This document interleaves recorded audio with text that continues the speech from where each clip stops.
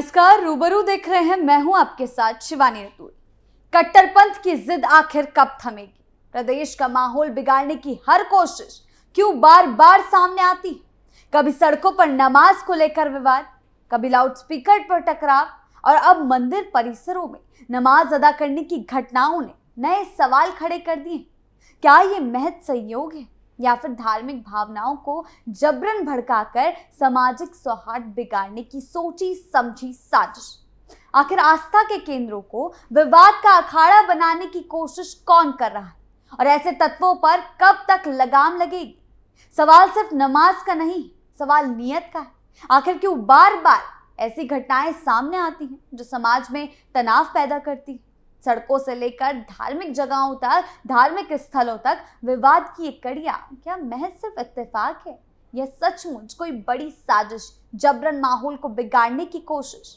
मंदिर परिसर में नमाज को लेकर उठे ताजा विवाद ने एक बार फिर प्रदेश की कानून व्यवस्था और सामाजिक सौहार्द पर बहस छेड़ दी।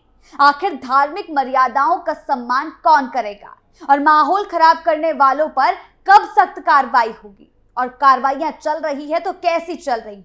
तो क्या कुछ चल रहा है और कैसे बार बार एक दूसरे के धर्म की आस्था के साथ खिलवाड़ करने की कोशिश की जा रही है, कोशिश करने की खबरें सामने आ रही है? कैसे कुछ कट्टरपंथी मौलानाओं को सिर्फ उपद्रव फैलाना है? आइए जानते हैं विस्तार से। मंदिर परिसर में नमाज, पुलिस ने दर्ज की एफआईआर। बुलंदशहर के औरंगाबाद थाना क्षेत्र के गांव औलीना में कुछ समय काम करने वाले लोगों द्वारा गांव के हनुमान मंदिर परिसर में नमाज पढ़ने की वीडियो सोशल मीडिया पर वायरल हो रही है।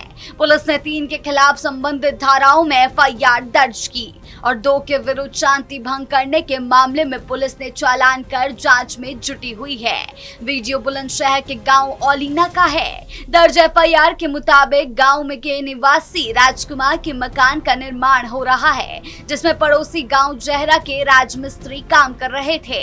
दोपहर में लंच के समय कुछ मजदूर खाना खाने के लिए वहां पहुंचे और तभी ये चीज सामने आई, जबकि राजमिस्त्री असर मोहम्मद निर्माणाधीन मकान के सामने बने हनुमान मंदिर परिसर में चले गए। बताया जाता है कि इस दौरान हल्की बूंदाबांदी होने के कारण असर मोहम्मद ने हनुमान मंदिर परिसर में जाकर राजकुमार के कहने पर वहां नमाज पढ़ ली, जबकि असर मोहम्मद का साथी नजर मोहम्मद भी वहां खड़ा हुआ था।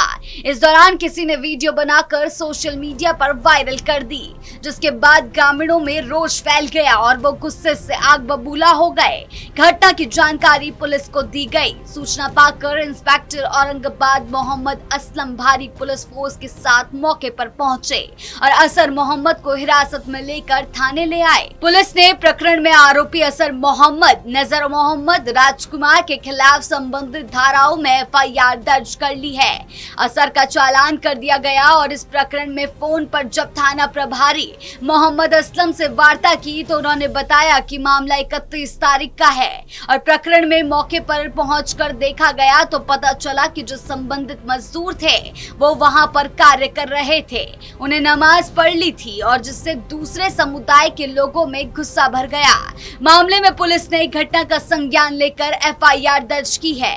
मौके पर शांति बनी हुई है और घटना में कार्यवाही की जा रही है और पुलिस ने इस मौके में इसीलिए कोई भी चूक नहीं की क्योंकि इस तरह के वीडियो वायरल होने के बाद हिंसा की स्थिति और दंगे की स्थिति उत्पन्न हो जाती है। धार्मिक स्थलों पर विवाद क्यों? ये कोई एक बार की बात नहीं है। ऐसा नहीं है कि ये एक मामला है। इससे पहले भी कई बार कुछ कट्टरपंथी तत्व माहौल को खराब करने की कोशिश करते रहे हैं।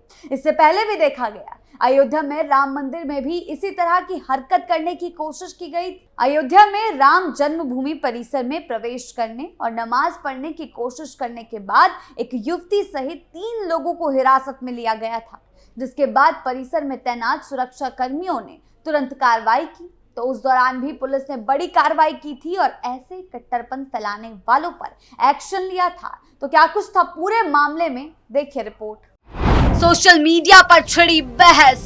अधिकारियों के अनुसार कश्मीर के निवासी होने का दावा करने वाले 2 युवकों और एक महिला के समूह ने G1 गेट के माध्यम से राम मंदिर परिसर में प्रवेश किया। खबरों के मुताबिक युवकों में से एक मंदिर की रसोई के पास बैठ गया और नमाज पढ़ने लगा, जिसके बाद सुरक्षा कर्मियों ने हस्तक्षेप किया और तीनों को पूछताछ के लिए हिरासत में ले लिया।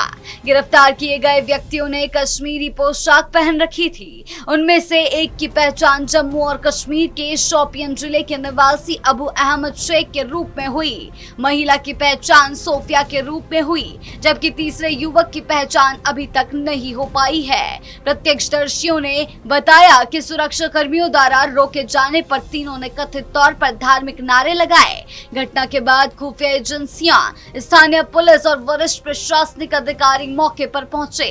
हालांकि जिला प्रशासन की ओर से अभी तक कोई आधिकारिक बयान जारी नहीं किया गया था, लेकिन उसके बाद जब बयान जारी हुआ तो पता चला कि श्री राम जन्मभूमि तीर्थ क्षेत्र ट्रस्ट ने भी इस मामले पर टिप्पणी की थी। और गौरतलब है कि 22 जनवरी 2024 को रामलला की प्रतिमा की स्थापना के बाद राम मंदिर परिसर में औसतन प्रतिदिन लगभग 1.5 लाख श्रद्धालु दर्शन के लिए आते हैं। अतीत में हुए आतंकी खतरों को देखते हुए परिसर में सुरक्षा व्यवस्था बढ़ा दी गई है। राम जन्मभूमि परिसर की सुरक्षा की जिम्मेदारी विशेष सुरक्षा बल पर है, जिसकी गठन हाल ही में उत्तर प्रदेश सरकार द्वारा किया गया था। पीएसी और पुलिस कर्मियों को मिलाकर किया गया। परिसर में लगभग 200 एसएसएफ जवान 24 घंटे तैनात रहते हैं। अधिकारियों ने सुरक्षा व्यवस्था को मजबूत करने के लिए अयोध्या में राष्ट्रीय सुरक्षा गार्ड एनएसजी का केंद्र स्थापित करने की योजना की भी घोषणा की। प्रस्तावित एनएसजी इकाई विशेष हथियारों और ड्रोन रोधी प्रणालियों से लैस होगी। अब मंदिर परिसर में भी यही घटना सामने आई थी कि परिसर के बाहर कुछ लोगों ने जबरन नमाज पढ़ने की कोशिश की, जिसके बाद युवती और युवक को गिरफ्तार कर लिया गया। हाल के महीनों में राम मंदिर को कई धमकियां भी मिली। इनमें सोशल मीडिया और फोन कॉल के जरिए बम से उड़ाने की धमकियां भी शामिल थी। ऐसे में कुछ युवाओं का, कुछ कट्टरपंथियों का मंदिर परिसर में जाकर नमाज पढ़ना बेहद चिंताजनक था, जिसके चलते यूपी एटीएस और पुलिस ने जांच के बाद गिरफ्तारियां की है। एक मामले में एक संदिग्ध को बिहार से गिरफ्तार भी किया गया, जबकि दूसरे मामले में पूर्वी उत्तर प्रदेश में एक नाबालिग को हिरासत में लिया गया। नवंबर 2024 में खालिस्तानी अलगाववादी गुरपतवंत सिंह पन्नू ने भी मंदिर को निशाना बनाने की धमकी जारी की थी और इसीलिए प्रशासन अब ऐसे मामलों में एक्टिव है।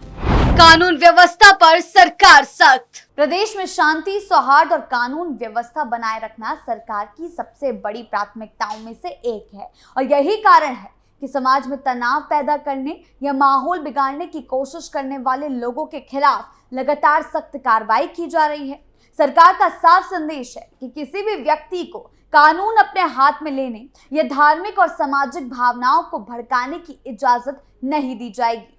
पिछले कुछ सालों में कई ऐसे मामले सामने आए हैं जहां छोटी सी घटना को बड़ा विवाद बनाने की कोशिश की गई।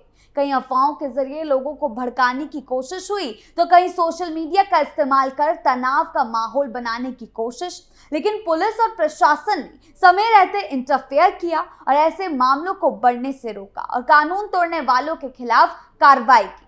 सरकार का साफ कहना है कि प्रदेश में रहने वाले सभी नागरिकों की सुरक्षा और सम्मान समान रूप से जरूरी है। इसलिए किसी भी धर्म, समुदाय या वर्ग के नाम पर माहौल खराब करने की कोशिश करने वालों को बख्शा नहीं जाएगा। पुलिस लगातार संवेदनशील इलाकों पर नजर रखती है। खुफिया तंत्र भी ऐसी गतिविधियों पर निगरानी बनाए रखता है, जिससे किसी भी संभावित विवाद को शुरुआती स्तर पर ही रोका जा सके। मुख्यमंत्री योगी आदित्यनाथ की जीरो टॉलरेंस नीति के तहत पुलिस को साफ निर्देश दिए गए कि कानून व्यवस्था के साथ खिलवाड़ करने वालों के खिलाफ तुरंत और निष्पक्ष कार्रवाई की जाए और यही वजह है कि किसी भी घटना के सामने आते ही पुलिस मौके पर पहुंचकर स्थिति को नियंत्रण करने की कोशिश करती है, दोषियों के खिलाफ कानूनी कदम उठाती है।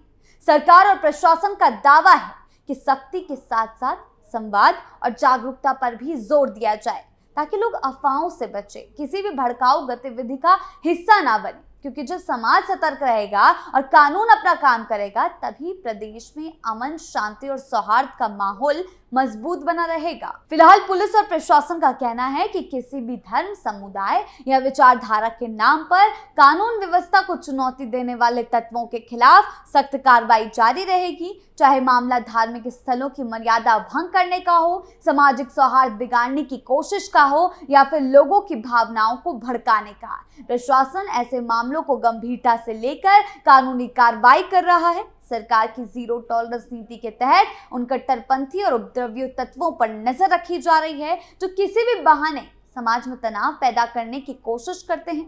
देखने वाली बात यह होगी कि जांच में क्या कुछ तथ्य सामने आते हैं और ऐसे कट्टरपंथी तत्वों पर प्रशासन कैसे लगाम लगाता है। लेकिन यह भी साफ है कि अगर किसी ने नमाज के बहाने, अपने धर्म के बहाने दूसरे के धर्मों के साथ खिलवाड़ करने की कोशिश की तो उस पर यूं ही सख्त से सख्त कार्रवाई की जाएगी। आपकी इस मामले को लेकर क्या राय है, हमें कमेंट सेक्शन में जरूर बताएं। धन्यवाद।